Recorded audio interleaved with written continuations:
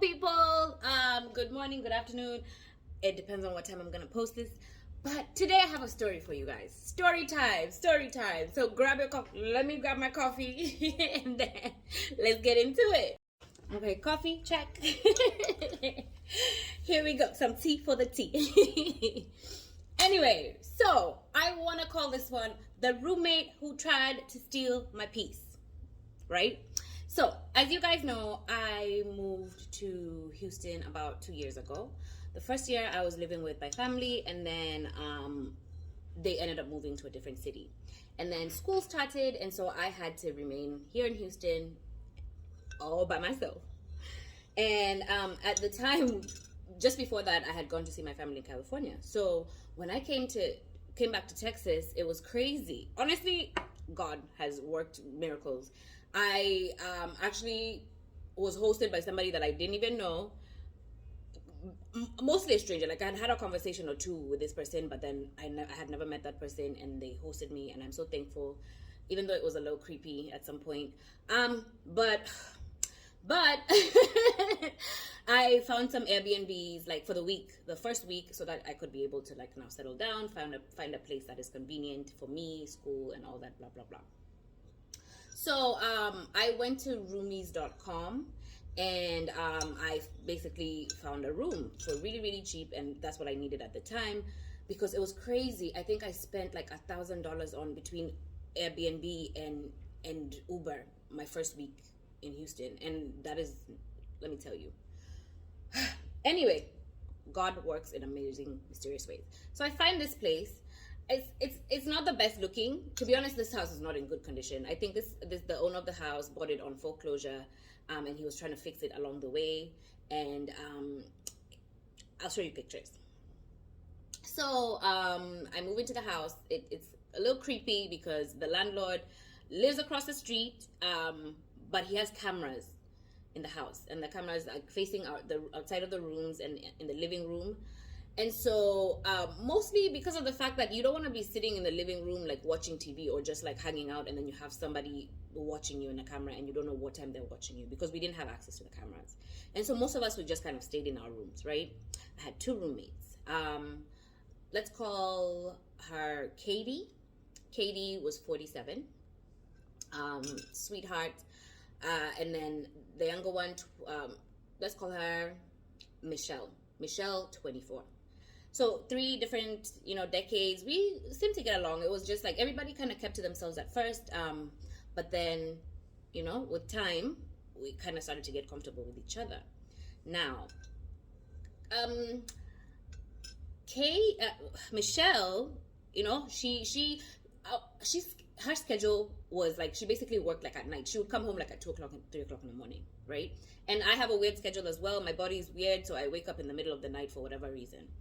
And so the first time I met her, she seemed like a cool chick. She was like, okay, I'll tell you the rundown of the house, what happens, blah, blah, blah.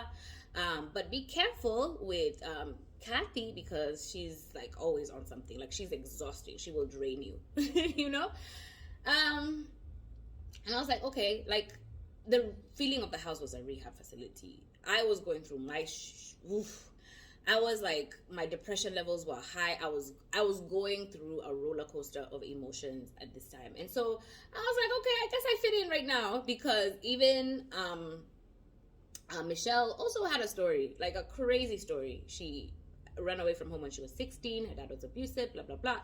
Like it was a mess. She had gone through a lot. So all of us broken people found ourselves in this house. And I guess I didn't really hang out much before I moved in, but as y'all know me, full of energy, and I like to bring people together. And so we just started chilling. We would like, everybody would kind of cook their own meal, and then we'd kind of eat together in the kitchen when we had time. Or we kind of ended up like everyone hanging out together whenever they had time, right? So if I was home and Katie was home, we'd hang out. If I was home and Michelle was home, we'd hang out. If the 3 of us were together, we'd hang out. And so it was cool. It was cool in the beginning. Katie definitely was going through a lot. She had come out of like a 24-year emotionally abusive relationship, and that was hard, and she was going through her emotional trouble. Let me tell you. Whew. And so I guess like we trauma bonded. Everybody bonded. We all bonded over trauma, and we were cool. Like we were cool. We laughed together. Sometimes like when we had off days and everybody had time, we would just hang out, come down to the kitchen, maybe get some drinks, and we would chill and laugh, and it was nice. And I remember Katie, like, you know, she would cry, and she's like, "Oh my gosh, like this is all I ever wanted. Like, I wished for like a roommate situation like this where we could be friends and we would hang out and we would like, you know, we made all these plans to go places and hang out." It was nice. I think we were all lonely in our own way. Michelle has her friends. You know, she's 24, so she has her friends. She has a life of her own. But at the same time, I think it's nice to have a home where you don't feel like you're alone.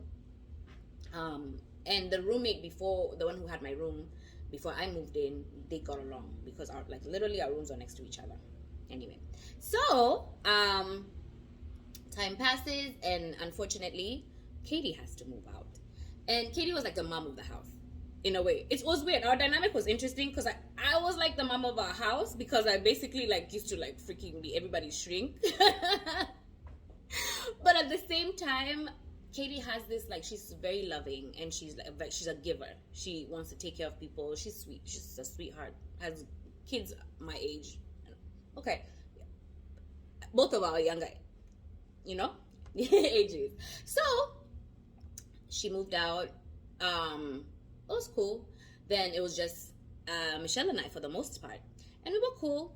But I started to notice that since Katie left, I've been cleaning a lot. Like Katie cleaned, I cleaned, so I didn't really notice that there's somebody in the house who doesn't clean, right? And so after some time, after the first month, I'm like, yo, okay, I'm cleaning a lot. Her friends come over, whatever mess, like